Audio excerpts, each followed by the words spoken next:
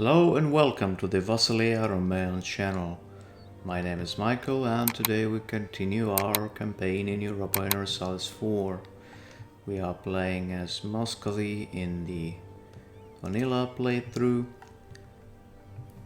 Previously we defeated the Polish-Lithuanian Commonwealth. It's not yet formed as a Commonwealth, but they are already in a personal union.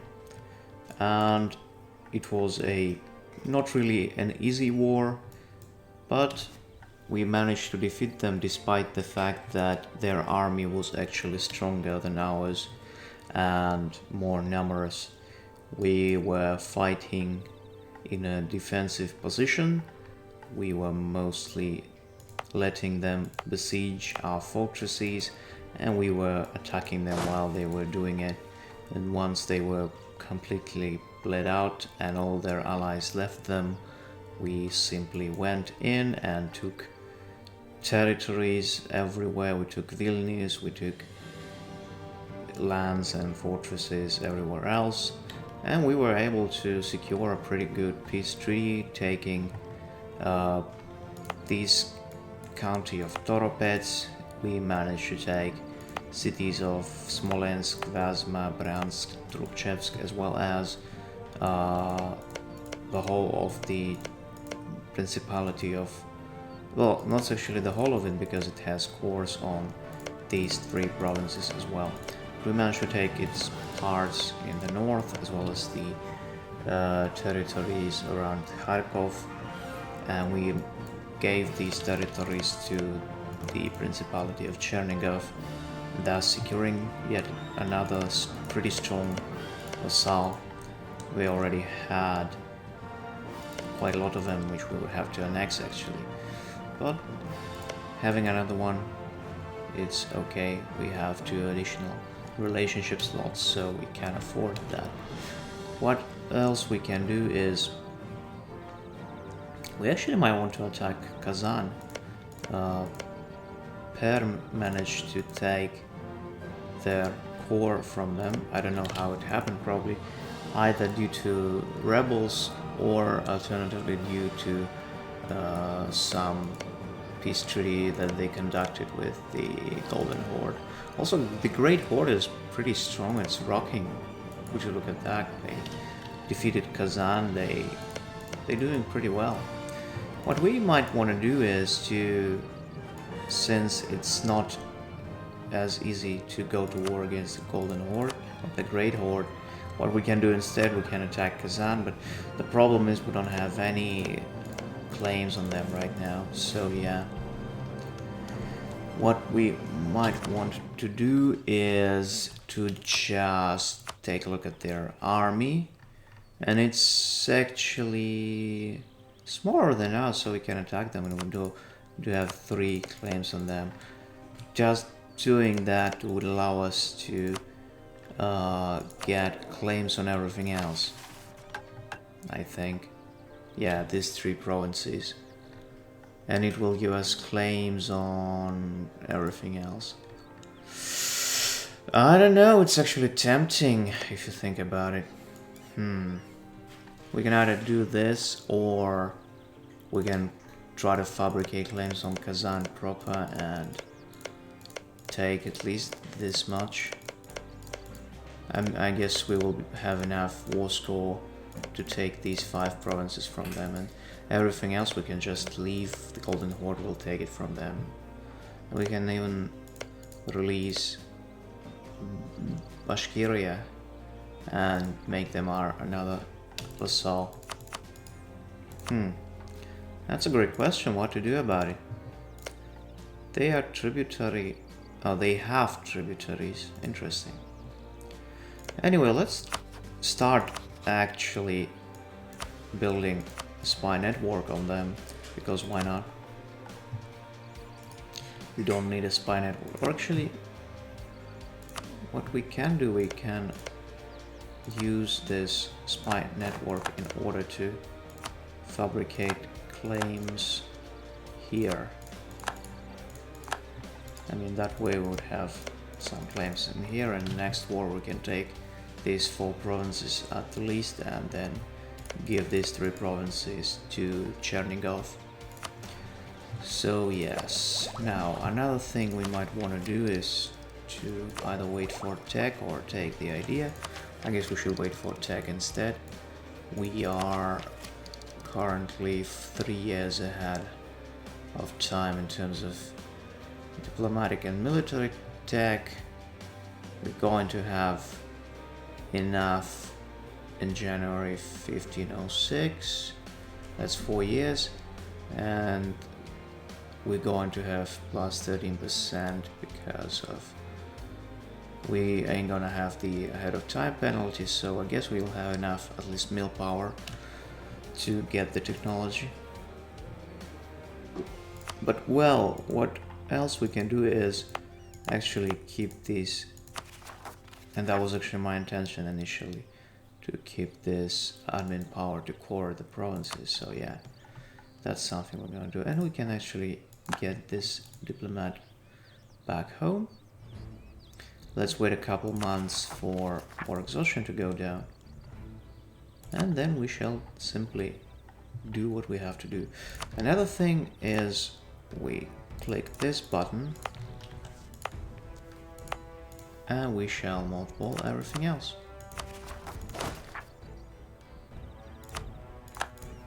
There we go. Let's go speed 4. And another thing is, since we have so much money, we can actually start building some manufactories. Right now we can only build the farm estates, so as sad as it is. Let's see, the most profitable ones will be in here, here. Well, that's about as much as we can do. And now let's build these things, at least a couple of them. We might also want to build some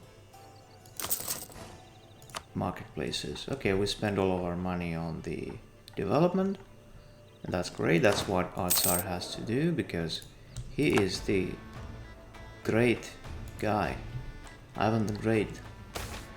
He is one of the greatest rulers of the Rurikid dynasty that Russia had. So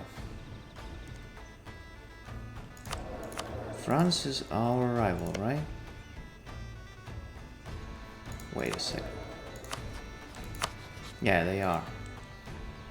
Okay, so I don't really care about the relationships, and that's land maintenance modifier skill 3. Well, that's pretty good.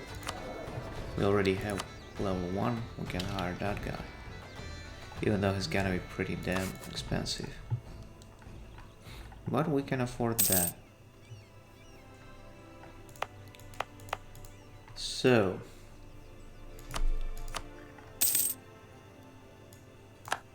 also that's something that Ivan III and rulers before and after him would actually do is historically.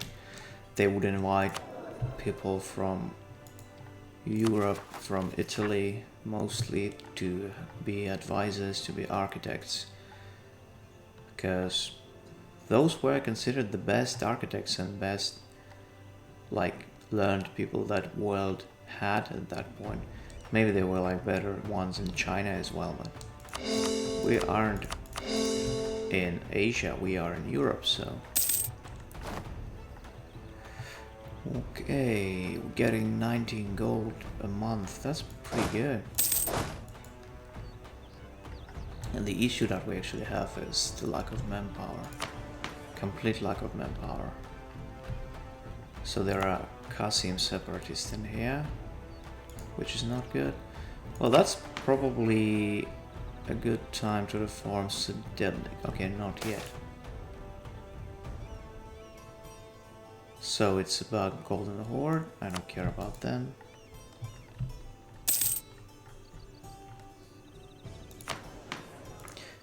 But we're gonna send these guys to Kasimov. It has to be protected. When we can get some Streltsy going? Not really soon. Oh, and it happened. Our ruler died. Ivan the Great died. Now it's his son Vasily III, who's taking the reins of power, and he's not as great as his father. He's not great at all, if we are to be completely honest. Also, let's see if we can marry anyone. Not really. Genoa is Pontic Steppe. It's funny that Genoa has such a great colony in here.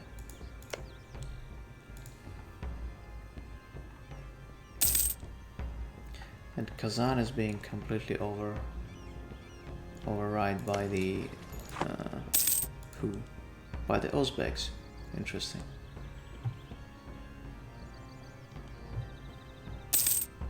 Okay, so they lost all of their territories in here, which is great. Will be easier for us to take everything else. So, how is it going? So we're going to get it in July 1505, and we are a year ahead. So yeah, that's okay. Famine of 1504. We will leave this to Boyars.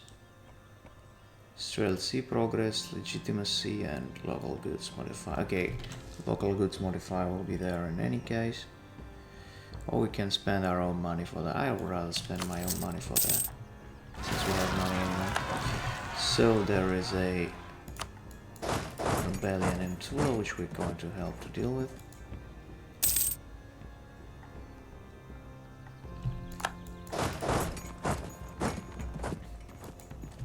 There we go.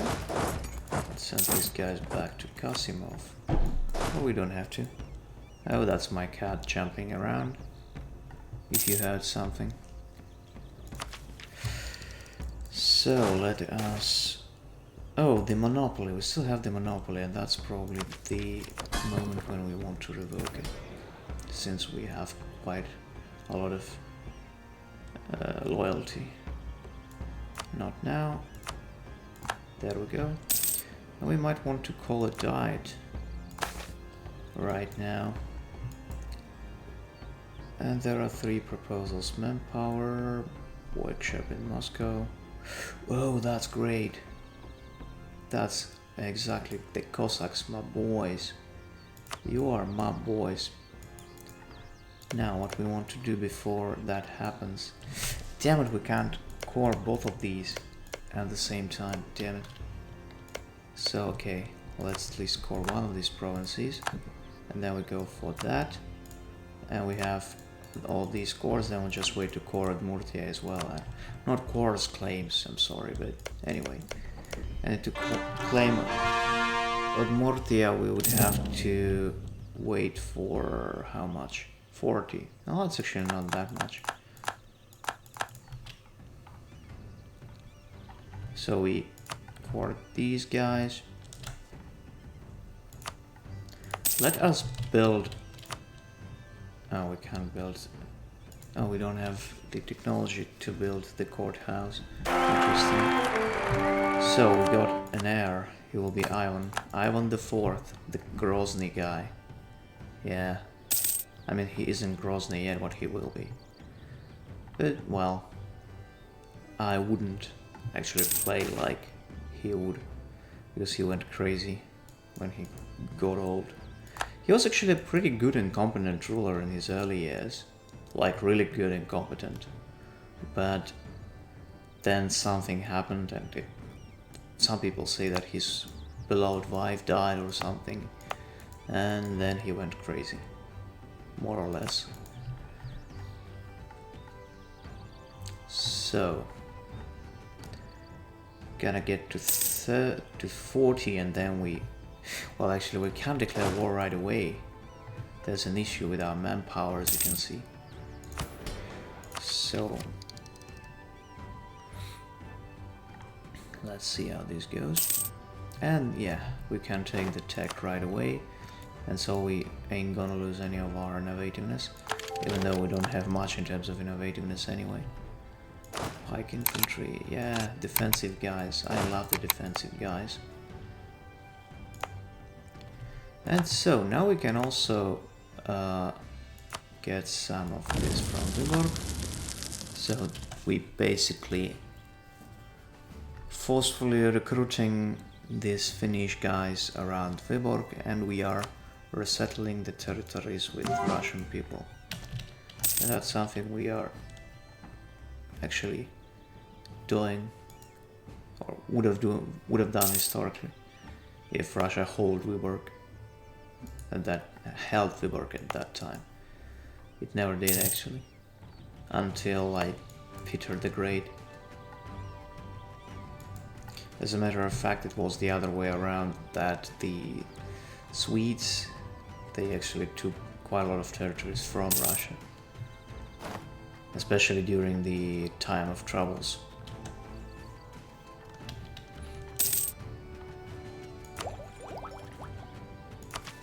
And we're gonna wait for the tech instead. Okay. We can build another money factory, or, well, country house. No, we can't build those yet. But we can build another farm estate in Kolomna. 43, that's pretty good. And that's because it has the workshop. I wonder if these in Mologa and Yaroslavl have the workshops. No, they don't. But we shall build them once we can. And yes, this thing. Core it, boom. And then we got cores on all the provinces that I'm interested in anyway. Now we just have to wait until we regain our manpower. I mean, that's just crazy. We lost all of it. We don't have it. Damn. Can we hire the Streltsy? Yes, we can. There we go. Now let's split all of our infantry. Let's consolidate them. Well, that didn't help much. Consolidate this, so now we can just get 10 of these boys and send them to Smolensk, which would help with this army at least.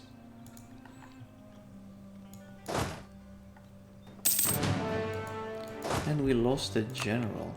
Thankfully we had another one. A pretty useless one though. So, I wonder what we can do about it. I mean, we can't do much about the manpower. We can slacken the recruitment standards, but that's just not something I would like to do.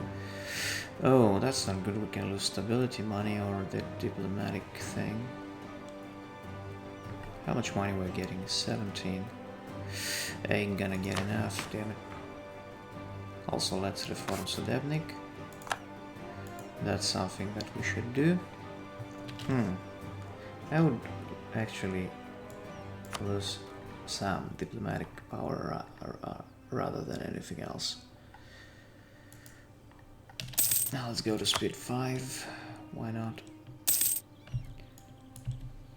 And Smolenskian separatists, will be dealt with by simply giving them some taxation preferences.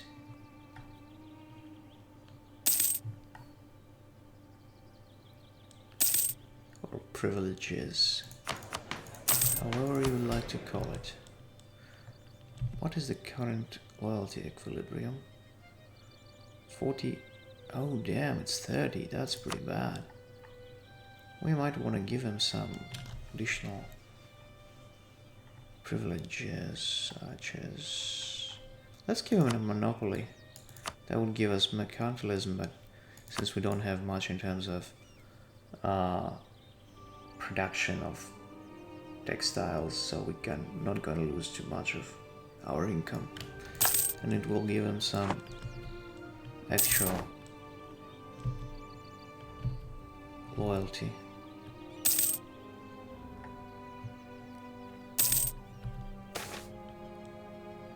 And even more mercantilism. Good stuff. Morale of armies for 20 years. Damn, that's cool. And we have enough money for that. Forward to glory indeed. Also, there are separatists in here. Let's give them some autonomy as well.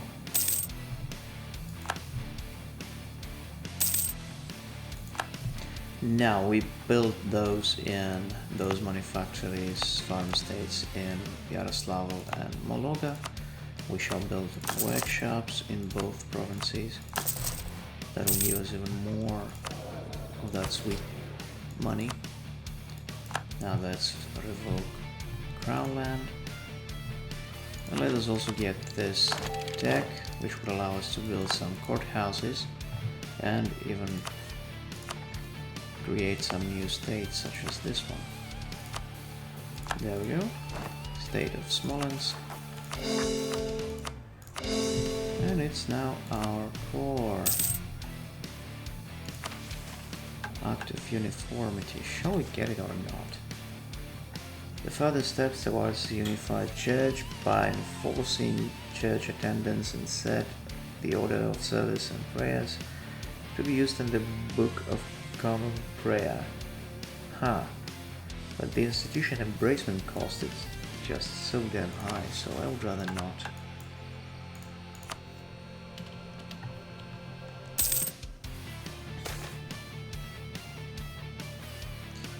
Okay, whatever. I would rather not lose the mega prestige that we have. So there is a revolt in Perm. That's okay. And now we can get some base production in Mozhaisk. But we're gonna lose some local authority though. Not local authority, patriarchal authority, but we don't have any anyway, so there we go.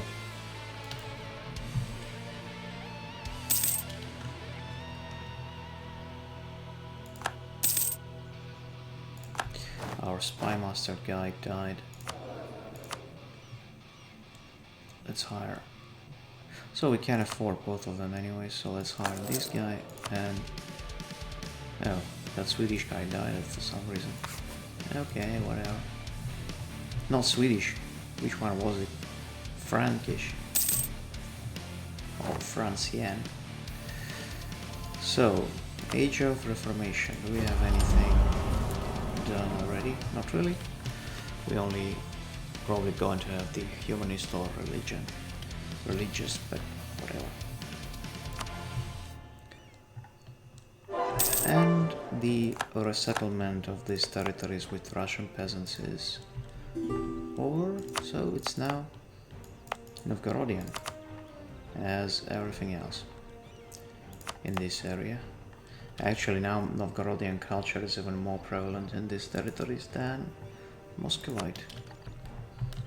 Let's even see how much we have. 37. Okay, maybe not as much in terms of development. Yeah, because their province is not as developed as ours. Well, marriage with Tver. We can get the idea. We are 10 years ahead of time. I guess it's worth it. Land attrition minus 25%. That's cool. Attrition for enemies and max hostile attrition +1. That's pretty good. Defensive is the way of the future, I'm telling you. And very fitting Russia historically as well. Now let's see.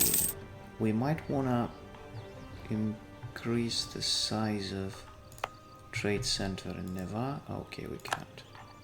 Can we do it in Smolensk? Yes, we can. There we go. Now let's wait until our manpower at least at 20,000 and then we're going to attack Kazan.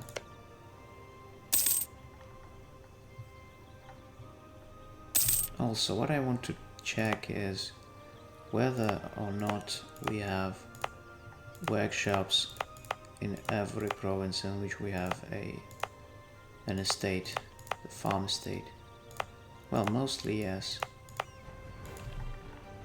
And oh, alliance offer from Circassia. That's good. I accept it. Also, the Ottomans are growing too strong actually in these territories. That's not good. Would you want to be my vassal? Not yet, due to the distance, but They will at some point. And that would also should help against the further Ottoman expansion in Caucasia. Let's build a couple of courthouses in Novgorod and in Nizhny Novgorod.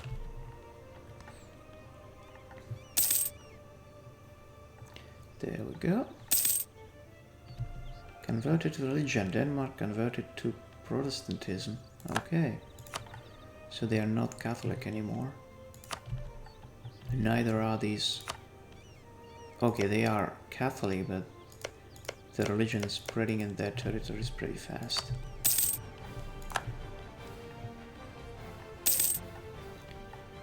Let's wait for our manpower and then we'll attack the Kazanians.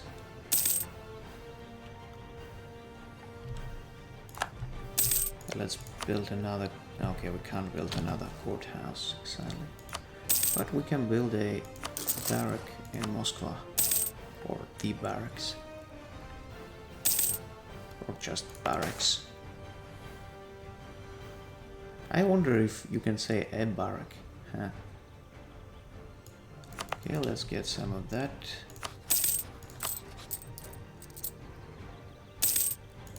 Is there a inflation reduction advisor? Not really. Okay, military technology cost and for 10 years and professionalism. Good stuff.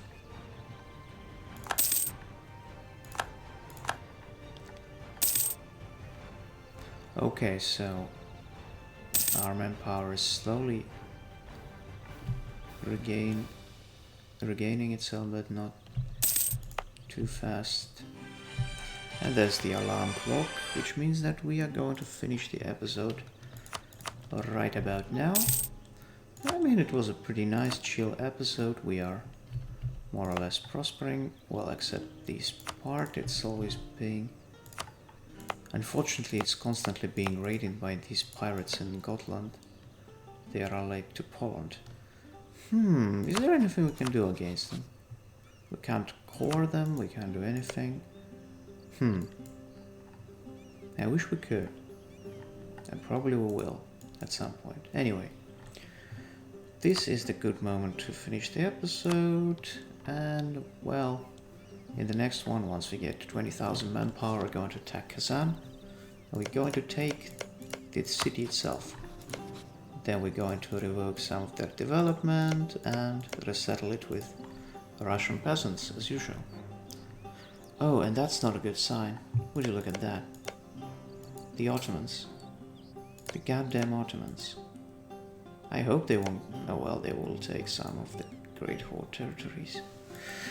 And that will put us on the way to a conflict. Which is not a great sign. They are strong as hell. If you take a look at their power, military powers, 90,000. 90,000. And not only that, quality, morale. Theirs is one of the highest in the world. Almost a whole point higher, and discipline as well. Oh my, we are going to suffer a lot. But anyway, I thank you very much for watching. I would implore you to actually endorse this channel if you wish, because it helps with promoting the content. And I'll see you in the next one. Goodbye.